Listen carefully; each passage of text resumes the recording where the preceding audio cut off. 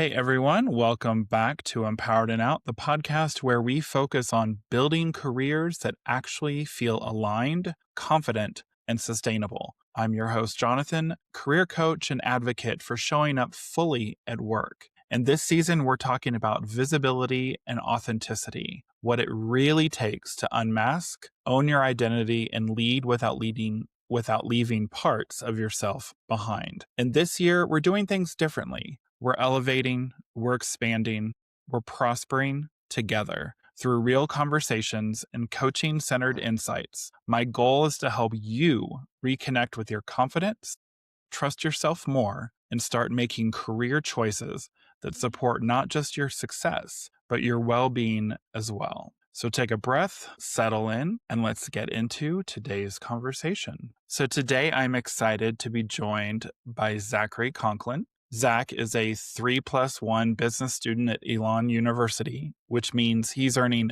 2 undergraduate degrees in entrepreneurship and finance, plus a master's in business analytics, all in 4 years. I mean, no big deal. He's juggling school, multiple jobs, entrepreneurial projects, and figuring out how Gen Z fits into a workforce that honestly wasn't designed with them in mind. We're talking about redefining success, being underestimated, adapting without losing yourself, and what future leaders really need to understand if they want Gen Z to thrive. So welcome, Zach. Thank you. That was quite an introduction.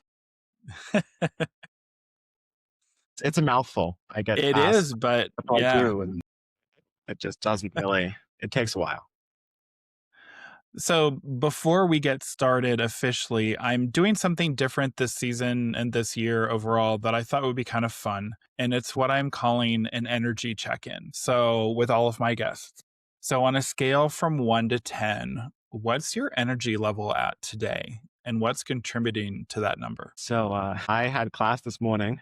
I get to get up at 8:30 and I get to get up and go to class at 8:30 in the morning, but I'm usually pretty high energy, pretty used to it by now. So I typically have days ranging from 15 hours or so. So today, because I'm in daytime currently, it's a very easy, laid back, only like 10 hours of actual work. So I'm actually very energized. Earlier we were playing darts outside in the hallway. Don't tell our raise. But yeah, I have plenty of energy. It's great. Awesome.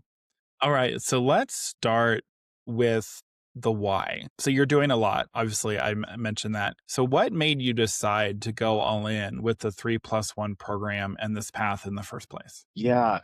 So for one, I like being at Elon. I'll start with that. My grandmother lives semi-close, so I've been able to get closer with her and really get to experience something that I hadn't really experienced before. She was my last living grandparent. Going back to where the program is, it's a program where I kind of get to define myself. A lot of us, there's about 30 of us in the program. A lot of us end up taking on a lot. And I think that it's actually a big benefit and a kind of a bonus because it kind of forces us to do more and more. We get approached for a whole bunch of things. Like very recently, I got approached to do some research with a professor for a football team. So don't ask me how a freshman is adding that to a schedule. But I think a lot of it had to do with being thrown out and saying, okay, go have fun, and really just trying to figure out how I can piece that all together. All right. Did you always picture yourself doing something like this, or did it just evolve? No, my brother, who's very, very smart, I was never going to be the one that got a master's first. He plans to go and get a PhD. So forever, I'm going to be able to hold over his head that I got a graduate degree before him. But this was never the plan until really I saw the program and said, I might as well try. And it worked out. Awesome. Well, listeners, I need to actually take a step back for a second because you have heard about Zach, but this is our first time getting to see him and talk with him. His mother, who I interviewed last season, Jane Klein, was awesome.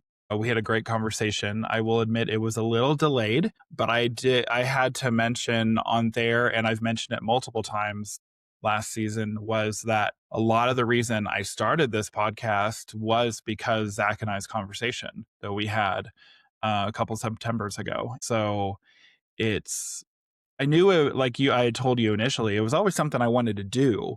I just Yeah. wasn't sure how I was going to get into it again, as this is my third podcast that I've done. So I had a little experience in doing it, but I wanted it to really stand out. It would be a little bit different. And I think I did a pretty good job the first season because my numbers definitely show that. And previous guests that I've had want to come back and share more. So I must be doing something right. So, listeners, I thank you, especially. And I have to say, and thank you, Zach, because you are the one that kind of pushed me to really get it going.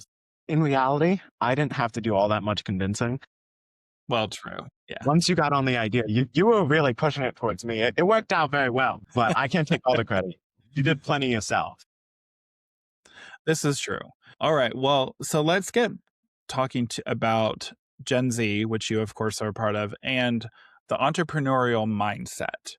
You talk about Gen Z bringing an entrepreneurial mindset into every job, not just startups. What does that actually look like from your perspective? Yeah. So a lot of people in my generation, or at least people that I've interacted with, have this weird entrepreneurial kind of vision or idea in where it's not necessarily they want to go out and create their own company. There are more Gen Zs who are going out and creating companies than any other generation before them at this point. But it's not necessarily about creating a company, it's about creating something for themselves. So a lot more Gen Z people, or people in Gen Z, I don't really know the correct terminology for it, would be more entrepreneurs, which means that they're really just entrepreneurs inside of a business. It can be a big business, it can be a mid-tier business, but a lot of it is more about how can I bring creativity and how can I change this business for the better, whether it's necessarily about I want to change this product or if it's a little tiny thing. So you also see,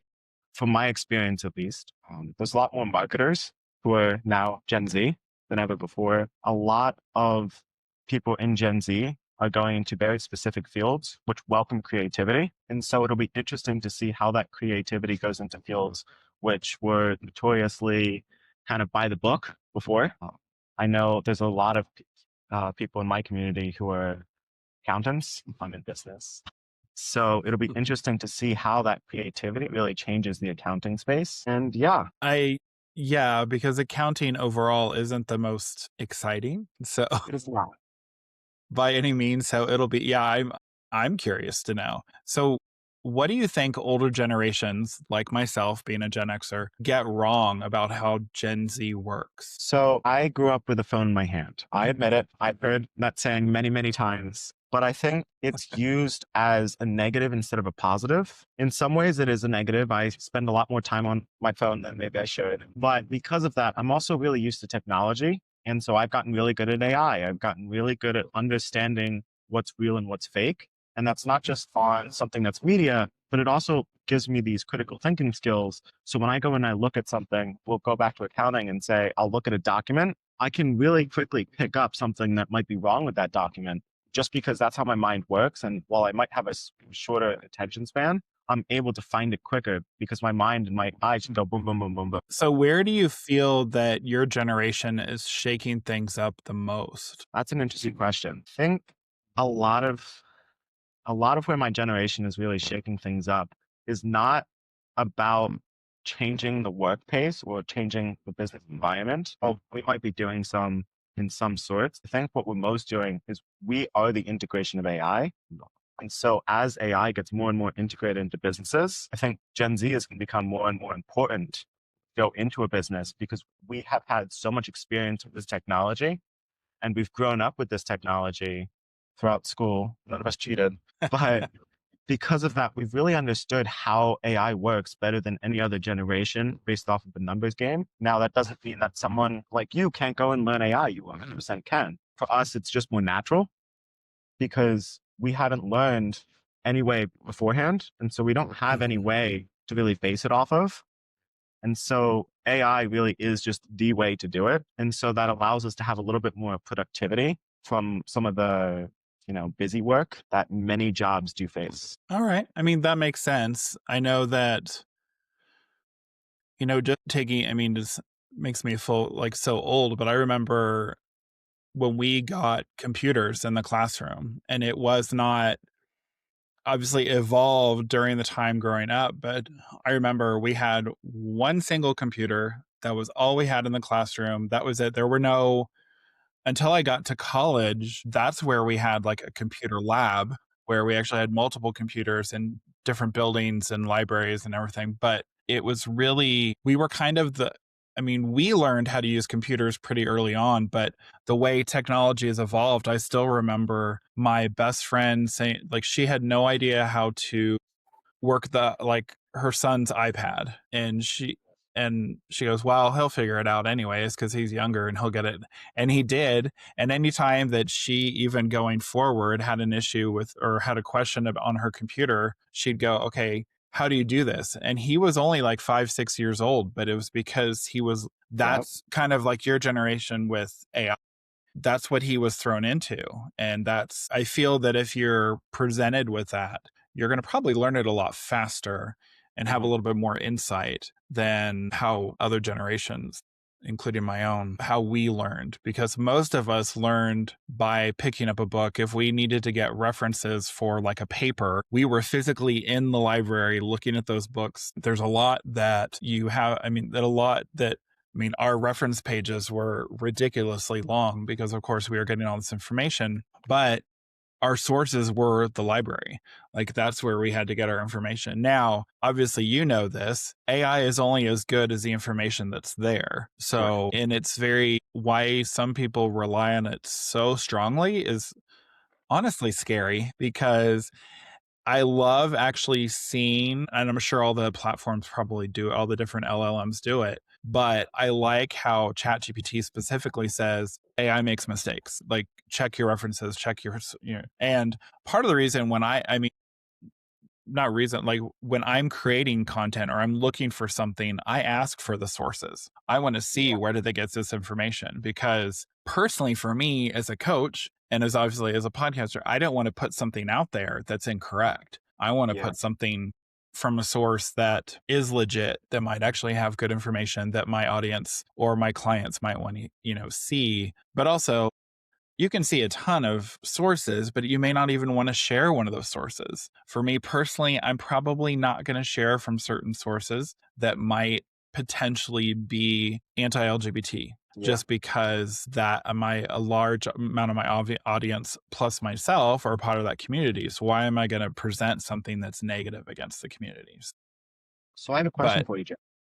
sure. I know that you use ChatGPT quite a bit. How much do you, especially when you're doing something like to post or to put content out and you're doing some research and all of those fun things, how much do you use master prompts and how much have you programmed or told your AI about what to give you? Because if you go in and you can actually type in kind of the thought process of AI, and if you do enough of that, you can actually make it so that it stops when it's about to hallucinate. It's called a hallucination.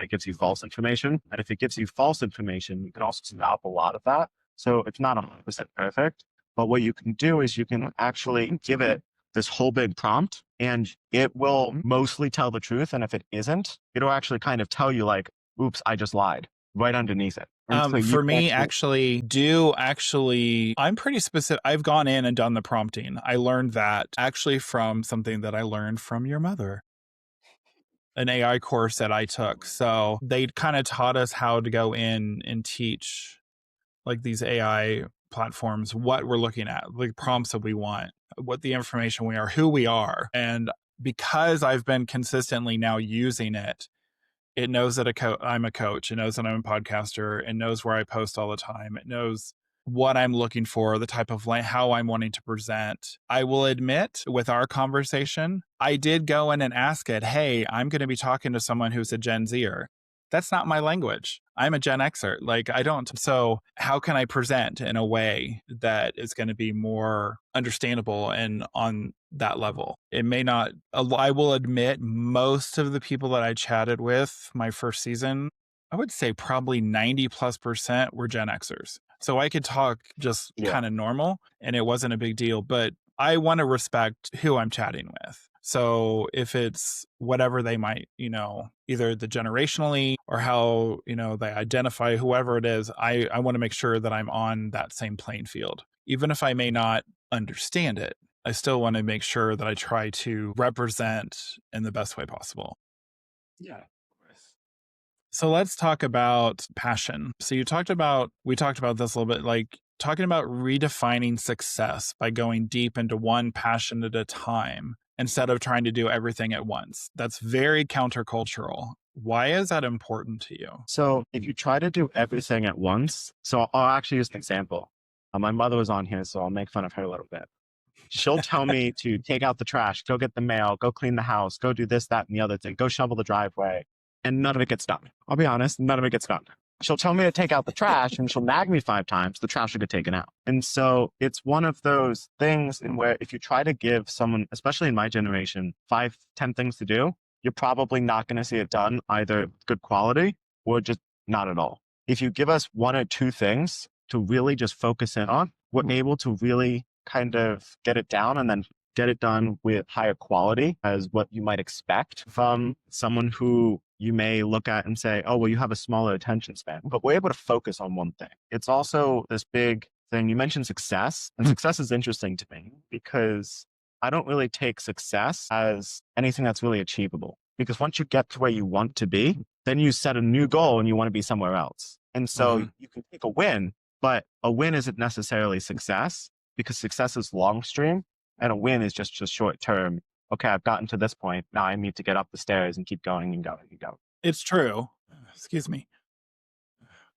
So it's very interesting because I know, and you and I had chatted about this on our little pre-chat we had, is that I feel that we, like my generation grew up and your mom, like we all grew up with like the whole multitasking. And you're right. It's kind of funny that if you actually focus at one task at a time, you're probably going to give more effort. It's going to be done correctly. And you're not going to have to be nagged. Sorry, Jane. You're not going to have to be, well, parents in general, you're not going to have to be, nagging that, or a boss or whoever. Like if you just give a certain task, it's going to get done probably more efficiently than if you're like, all right, here you go. Here's 10 things you need to go and do. Yeah. For me personally, when I have multiple things I need to get done or I create a checklist, and that's just me visually. I have to, so I can check off, okay, I did this, I did this, I did this. But I get why the focus on kind of pivoting, doing one thing at a time, because the end result's going to be better. Yeah. As I see it. So go ahead. Yeah. Also is interesting, especially for my generation and the generations leading up. And so if we're talking about the generational shifts, it's also interesting to look at technology and how the rate of adoption of technology has shifted. I don't know if you've seen, but typically going back to like the 90s and 30s and coming all the way forward, you'll see that technology was adopted a lot slower. And so like the radio wasn't just an overnight spike, right? It didn't take 1 or 2 years or 3 years for the radio to get into every household. Same thing with a television, same thing with like a telephone. Now, if you look at the newer technologies, like an iPhone, it spikes within like 2 or 3 years. And so the rate of adoption, especially from a companies or even just in all of culture, is so much quicker. And so I don't know if you've ever seen the scale of like people who kind of hold out and want to wait until the last possible thing. They're called resistors. There's also late adopters, early adopters, and all of that. It's getting closer and closer to early. And then even before that, especially with something like AI. And so it's going to be interesting to see for both my generation and then give me 40 years down the line, I'm going to be sitting in your shoes thinking, oh my God, where did it all go? Because it's getting a lot faster. And so what we do one thing at a time, I'll tie it all together. It also means that we also take more risk. And so we might do one thing, but we're also willing to go and find something new and try that, because we're trying to focus on the one thing. And so when we're trying to focus on one thing, we have time to kind of experiment with things that might have been out of the box before. So what pressure do you see though about someone coming from me, like let's say I'm your boss or your professor or whatever, and saying, oh, you need to do it all and not these individual like tasks at a time or whatever.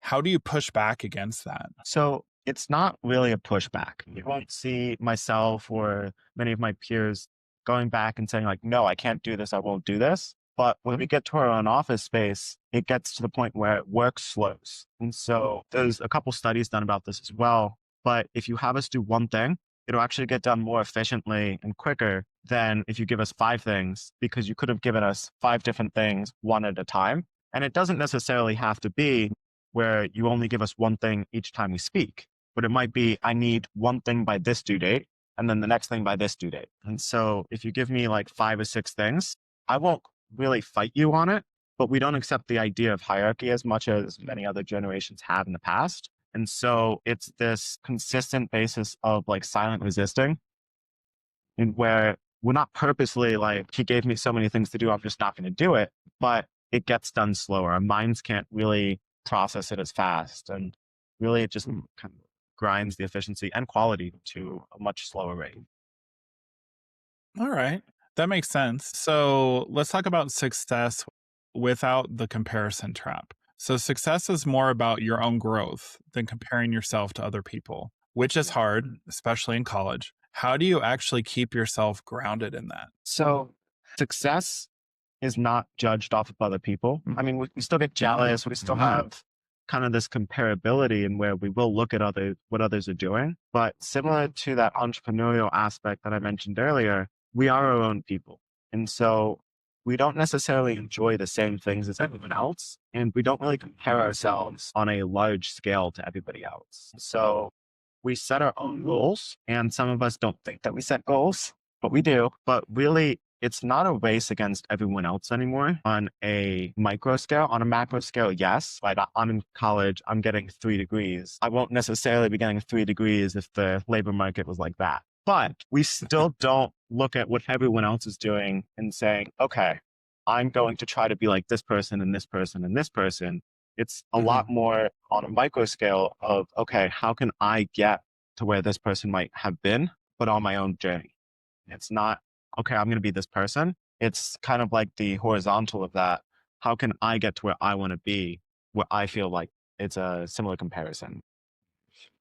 Right. I get that. So, do you think social media and constant highlight reels mess with Gen Z's sense of success? Yes, I think media has done a very good job at getting people addicted. Not just my generation, I wish, but it's been done in different ways. So my generation has different interests than what your generation might have. So we might watch different things on media, but I don't think that the constant highlight reels and this, that, and the other thing is necessarily killing success. I think it's changing success. It's manipulating, and media is manipulative. I don't know that it's necessarily going to bring us to a worse or better versions of ourselves. I think only time will tell, but it is definitely changing our versions of success. All right. I get that. That makes sense. So, you've described yourself as a chameleon, able to adapt to different spaces while still being yourself. How do you learn how to do that? You know, you fail many, many times, but Warren Buffett, very smart guy, once said that the biggest investment that you're going to have to make is investing in yourself. And so I might fail 10, 15, 20 times, but that doesn't necessarily mean that I'm not getting closer or farther away from where I want to be. It just means that I've taken at least one failure, crossed that off the list, so a little bit closer. And so I don't know whether there's really this way to learn other than just continuously failing and failing and failing. Now, eventually I might step over the route instead of tripping and falling on it, but there's no real measure of where you can get that information. I think it's a lot of kind of your own experience. And I think people do it in different ways. I think really just in general, I think the way we learn is by if we're trying to do now, they do say when you do the same thing again and again as a definition of insanity. But like you said, though, if you step over instead of like doing the same thing, then you are changing a little bit. And I think the more you try something in different avenues how to do something, then that's what helps you learn and that's what helps you become better. Like people didn't become experts in their fields just by chance. They had to keep working at it and to change. And scientists create what they do, and it's not a oh cool we found this out right away. No, that didn't happen. So Yeah, do hard thing. you But Yes. Oh, no, you're fine. What would you say, though, to someone who feels like they have to change who they are to be taken seriously? blame anyone for feeling that way. I know that our world kind of puts you into that bubble or into that corner. I don't really know how I can help fix that. I don't think anyone really can fix that. But I think, especially with my generation, that's becoming less and less of how can I fit in some regard. On social media, not as much. But from a real social level, it's not necessarily about how I can fit in as much. I think the best way to kind of compare it is, although I'm going to get yelled at, you can compare Gen Z kind of like boomers, right? I know boomers were much better at many, many things so far, but we have had similar kind of times when growing up in where baby boomers were given a lot of technology that kind of came out of both the war and right after the war in that big economic cycle. And despite having 2008, which kind of split a little bit of my generation, a lot of my generation grew up with that bubble kind of forming for childhood, the housing crisis. And then Uh-huh. afterwards, it was economic growth from 2010. And so I think a lot of it has to do with the economy for how the fitting in kind of relates. I think my generation has a good opportunity of kind of getting out of that corner of saying, how can I fit in? And kind of more of that, okay, I can kind of be who I want to be because there's more opportunities for me. All right. So let's talk about being underestimated, especially for looking young. Obviously, you are young.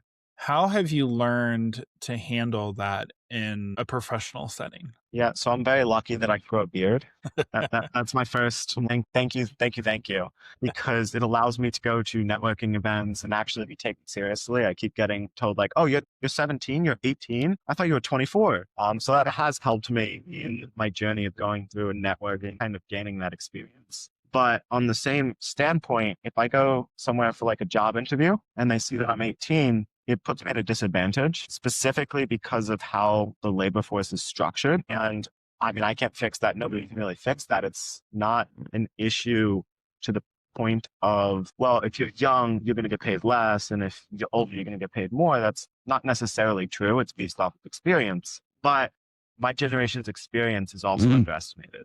And so a lot of what has happened is because we have had such access to technology and the internet, Google, all of the fun things that we all surf on until we get to cat pictures. um, all of those things end up going into our experience. And so while sometimes we might not be the best person for the job, I think a lot of times a resume isn't necessarily showing who we are or what we really know or bring to the table. And so I think a lot of lower paying jobs are starting to go to whomever has the best resume, which is understandable, but it doesn't bring into account soft skills, which used to really run that market. You're you're very right on because there's so many things that you used to even include on a resume that you don't even have there anymore. And you're right. It's like you might have better skills if you and I were going for the same job and we were both qualified, but you might have had a little bit extra. And and now the way the world is with them applying for jobs, they say, oh, well, you don't need to have this whole chunk of information. Oh, and by the way, you're not going to be talking to a real person when your first interview, you're talking to a screen. It's like a lose-lose situation. Like, because even I personally, I'm going to put it out there. I hate that. I think it's so impersonal. I feel for me, I want to have the human interaction Yeah. because if something I might be able to share or potentially explain more that's not clear as can be on a resume, is much easier to do when you're having a human interaction that you're never going to be able to share with some screen with that shoots out questions to you. And Yeah. I really, for me personally, employers that do that, I feel like they really need to get rid of that. And I get it, probably trying to weed people out in theory, but I feel that person to person is still strong and you still need that human interaction. And I feel that when you take that away, no matter how strong or how prevalent AI becomes, you're still going to need to be able to talk to someone. And even if that is the next step or whatever, but I feel that when you take that away initially, you're hurting potential people that might come into the workforce that could be your top person, could be your very top employee that could be there for decades, for instance. So what do you wish employers understood about Gen Z right out of the gate? I'm going to change my answer from our pre thing so I can really like force you to think on your feet. I think a lot of employers have never really spoken in depth to someone in my generation, mostly our faults. We're usually, yeah. But if you're Yeah, able to your really, mother and I would agree on that. but if you're ever able to have the opportunity to speak to someone of my generation for more than a 5 minute, hey, how are you? Okay, I'm good. I go to college, blah, blah, blah, blah. And you're really able to get into the thought process and what they think and their true beliefs. I think that would really go a long way in that whole process because a lot of people in Gen Z have the soft skills to have some communication. We've been having thousands of them online for almost a generation now. So I think as long as you are able to go out and have one or two conversations with someone who's in Gen Z and who's really has their own version of an experience, and you're able to do that, say you do it once a week, one conversation a week, 20 minutes. That's what I'm asking, which seems like a lot when we kind of think about how many other things are trying to fight for your time. But you would learn so much from a perspective that isn't yours. And so you might know this pretty well because you are in the inclusion space. And so people from different backgrounds and who have different ideas tend to be more productive in the long run, which is why DEI came into place and why I'm really happy at Elon because while we're not the most diverse campus, we do have people from different backgrounds from both cities like Chicago and New York City and the Bronx, as well as Silicon Valley and the nice places, Hollywood and all of those fun places that we wish we could go that we'll never really go to. But it really gives this whole diverse perspective from people who have also been online and connected to one another. And so I've had conversations with people who are in Utah and California, which is the other side of the world for me. I know you're in Denver, so it's a little bit different, but you're right in the middle. But I've gotten that experience from them without ever speaking to them. So the way that I approach life and am able to kind of interpret things and see things in a different light is because I've had different experiences and I've been able to have conversations with people from Europe and Asia and the other side of the United States, which while you may have also had the opportunity to do, I've gotten it from a Gen Z perspective compared to maybe a corporate perspective, which many people are used to. You make a really interesting point, and I have to say it's part of the reason when I was looking at doing this season, I wanted to grab in other generations that I'm not familiar with. Like I joked at the beginning, I've had a lot of Gen Xers on my podcast, which there's nothing wrong with that. But I love that I've had a few millennials in the mix, and I hope, and I'm saying this to all the listeners out there, I hope that I get more Gen Zers because I do like the different perspective. Because we tend to hang out with the people that are similar to what we think and what we believe. But when we get to expand our minds and one of the things I've loved also with this podcast is I've talked to people all the way from Australia, Japan, over in Europe to here up in Canada, Mexico, United States. Like I'm trying to capture the voice from literally all over the world, because no matter where we are living, we all have a certain, things that have happened to us in either the work environment or the college or however we grew up to our perspective might be a little bit different. And I love hearing the European perspective because I have to say from my experience, they're a lot more blunt than we are here in America. And actually, I have to say that even more specifically, the United States, because I've talked to many Canadians who are a lot more blunt than we are. And it's just, in some ways, it's kind of funny because this country was founded from people that came over, obviously from Europe, and yet we seem to be more shy and not open and blunt about how we feel. It's why when I see personally news stories, I look at the international perspective because I want to see what they're saying because they're not going to hide it compared to some of our news sources will not necessarily say what the full story was. Yeah. I agree. A lot of different perspectives and different cultures have different ways of approaching things. In the United States, you kind of have to watch your words a little bit, especially nowadays. Be careful what you guys say. I mean, it's scary out there. There's a Yeah. lot of like professional comedians even who are talking about how they have to watch what they say. Even though it's meant for humor, everything can be taken in the wrong light. And so I 100% agree that it can definitely have some impact, but it also gives a different perspective. One thing that I started to do when I was back in New Jersey was NJ Transit is notoriously questionable on the way back. It's always great going there. On the way back, it usually is questionable. And so I started to challenge myself when I was back there to talk to the random person who would sit next to me on the train because there was always this different idea, especially going by the city, where I've met people who were students. I've met people who were going to visit their grandkids. I've met people who work in the city. I've met people who absolutely hate the city. And so they were taking a 1.5 hour train ride to the other side of where I'm from and the other side of New Jersey simply because they didn't want to be near the city, but they had to work there. And so you get these different perspectives. I even met a farmer once. That was really interesting. They were from, I have no idea why. They were from Idaho, but they were on NJ Transit. I don't question, but Wow.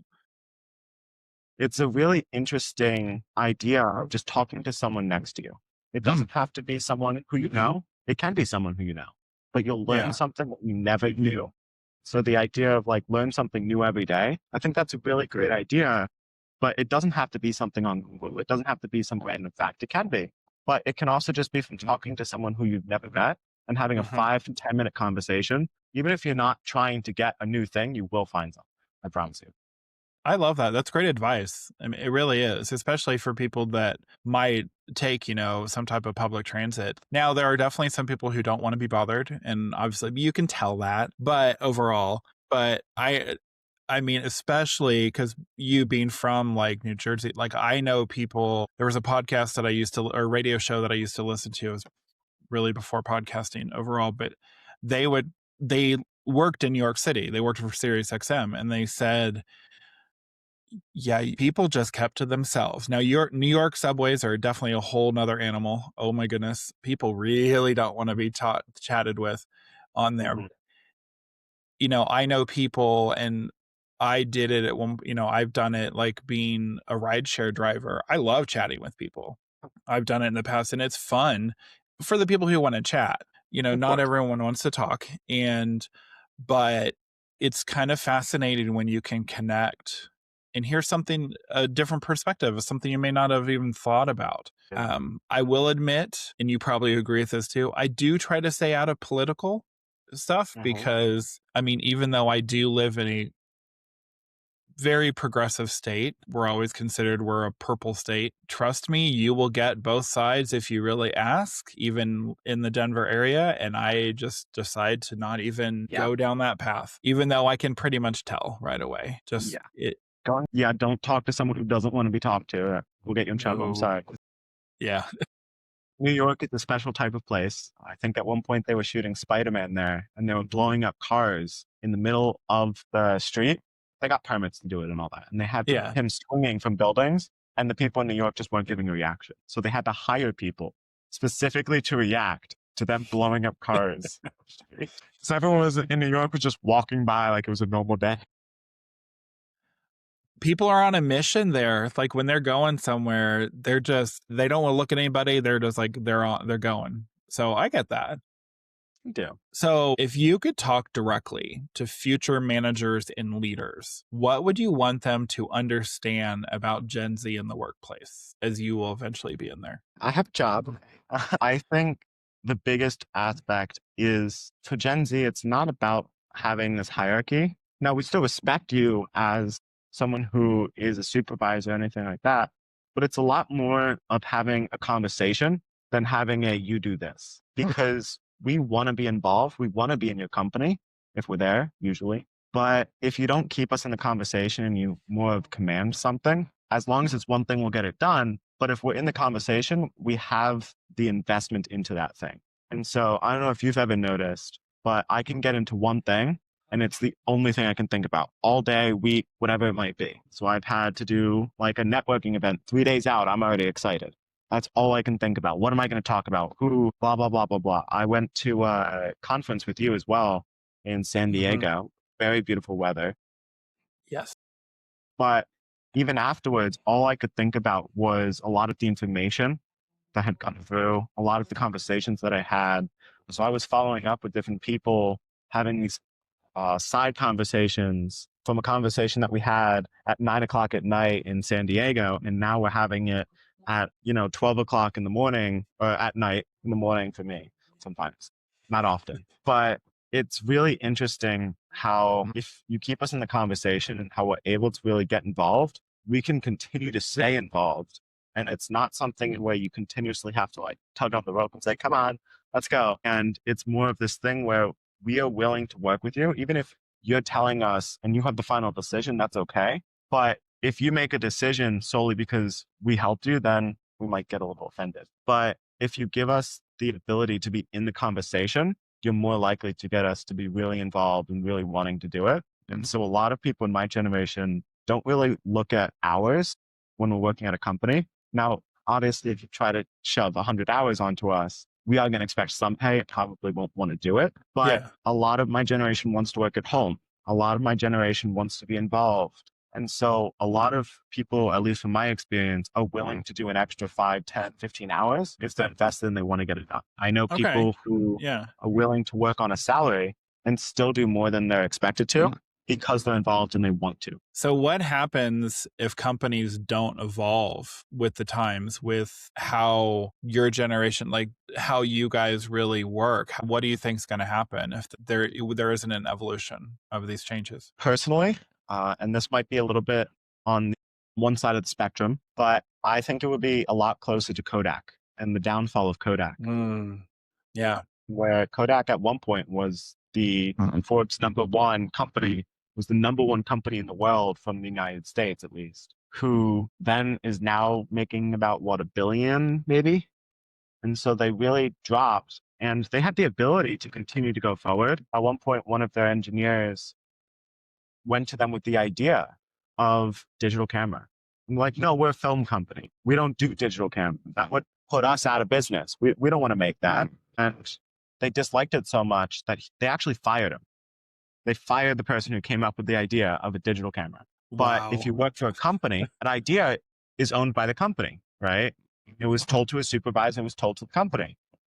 When they fired him, they offered him $50,000 of severance or whatever it might be.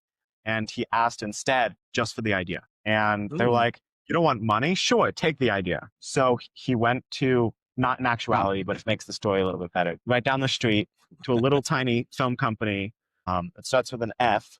And let's just say within the next 10 years, that company exploded upwards and pretty much put Kodak way down on the list because nobody really wanted the film in the first place. And so if you don't adapt, you will go down. And going back to the Gen Z aspect, I think it's not just about incorporating Gen Z, but it's also about incorporating AI. If you can't incorporate both, it may not be the same as Kodak, where you're not changing your product or you're not evolving in that fashion, but it will take a massive toll, especially on HR and especially on how effective your business is going to be compared to the next business. I know a lot of companies are already kind of seeing that as they don't hire people from the younger generation, from both millennials and Gen Z, they're noticing that the companies are going down in the effectiveness, not because their employees are being less effective, but because other companies are becoming more effective. Well, thank you for reading my notes because I was going to ask you about AI and how the effect would be. And you wouldn't be my first guest, and I feel like you saw my notes when I'm reading. But yeah, no, I agree with you. The adapting, it's going to be very huge and very important.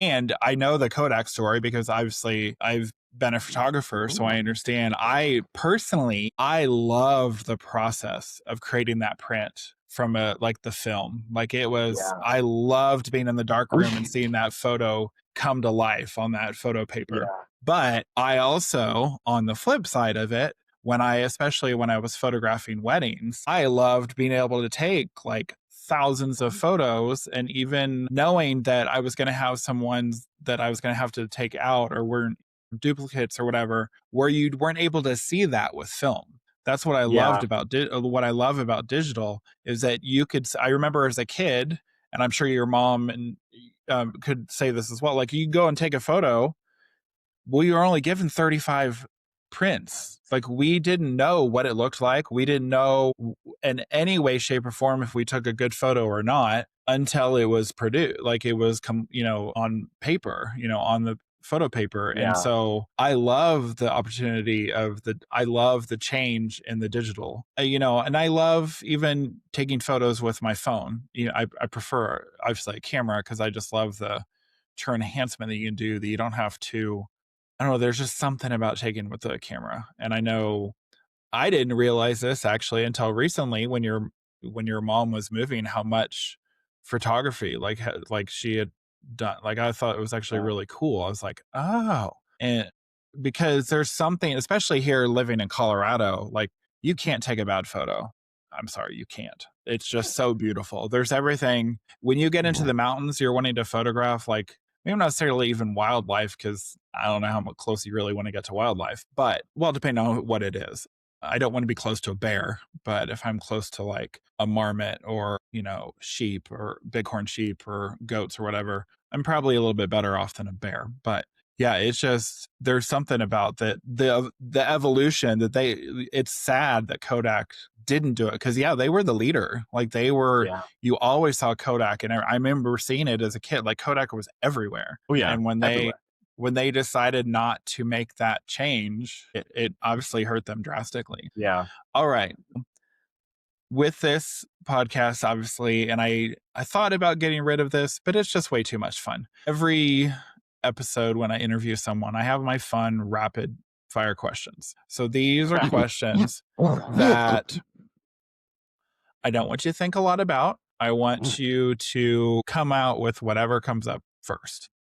Got it. And I've only had a few people that thought were thinking and don't. Just come up with just say, I love the people that, were thinking about it. One of them that you would know because you probably met her when we were at our conference. Okay. I love her. It's like, she's awesome, but she thought a lot and I had to do a little bit extra editing. So I don't want to hear the dead air. So here we go. Coffee or energy drinks? One skill that every Gen Z professional must have in 5 years. AI. So going into that, AI, exciting or terrifying? Okay. Why do you say both? AI, if used correctly, 100% exciting. I agree with that. Yeah. Let me know when the last time that technology was used in the best fashion, and I will give you $100.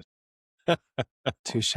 Yeah. All right. Corporate ladder or career jungle gym? Career jungle gym. I like that. Early mornings or late night productivity? Early mornings productivity, because late nights are usually used to kind of have the more social aspect. And I think, at least for me, I'm more productive. Okay. I'm honestly a more productive person in the mornings. I get so much done. Being in a corporate office when I used to be in the office, even when I wasn't in the office, even when I was working from home, I got so much more done in the mornings. I was and even when I was going consistently, which I'm not, but I need to change, when I was consistently going to the gym, I was going to the gym first thing in the morning because I loved that push, that productivity. So, all right. And one last question. One word to describe the future of Screwed. Love that. So before we wrap, I want to leave everyone with something real that they can take with them. Zach, for anyone listening who's figuring it out right now, what's one myth about success or careers that you think our generation needs to let go of? And by ours, I'm just gonna throw like the Gen Xers. Like, what do we need to get let go of? Can I think now? You can think on this, yes. Just wanted to make sure. I think one of the biggest things that you need to let go of, specifically a generation, not you specifically, John, but the idea that we are this lazy generation, which we sort of are, but it's not laziness that fuels what we do and how we do it. It's specifically because we've had the opportunity to get things done faster. So, like, I'll bring it full circle. You were mentioning way back when in this podcast about how you used to have to use a book to get sources and all of that for your papers. Well, I grew up and COVID hit when I was in sixth grade. Yeah, that might be a little bit scary for me. But I grew up from sixth grade to 12th grade with this little tiny Microsoft computer, which would fit in my backpack. Great marketing by Microsoft, by the way. But I grew up with a computer just for me. So we didn't have computer labs or anything like that. We each had our own computer. Every single kid in my school, in the first school that I went to, which was in pretty much Trenton, and the second school I went to, which was outside of Trenton, both schools, every single kid had a computer. And so it wasn't about making a source and how long it would take for us to do a source or even to read a source. It was a lot more about, okay, I can do this in 15, 20 minutes instead of an hour or two. So instead, I might be on my phone because I feel like I've already done the work that you've done. And so while that might not be the best way to go about it, and at some point, my generation is going to have to learn that if you can do something in 15 minutes, that doesn't mean you need an hour break just because someone else can do it in an hour and 15 minutes. Yeah. But it does mean that it's not that my generation is lazy. It's that we get things done. And then we feel like, well, if someone else has done it in this amount of time, why should I be punished for doing something more efficiently? I like that. Zach, this has been such a powerful conversation, not just about Gen Z, but also about where all of us are headed in the world of work. Your perspective on success, adaptability, and building for the future is exactly what more leaders need to hear. So I want to thank you for sharing your journey, your honesty, and your vision for what's possible when we stop clinging to the past and start designing work that actually works for people. So listeners, if you enjoyed this episode, make sure to follow or subscribe to Empowered and Out wherever you're listening so you never miss a conversation about confidence, purpose, and the future of work. And if this episode resonated with you, whether you're a Gen Z professional, a manager, or someone navigating change, share it with someone who needs to hear it. You can also connect with me on LinkedIn or Instagram for more coaching insights, conversations, and tools to help you show up confidently and authentically in your career. Until next time, stay empowered, stay out, and remember, you don't have to have it all figured out to be moving forward.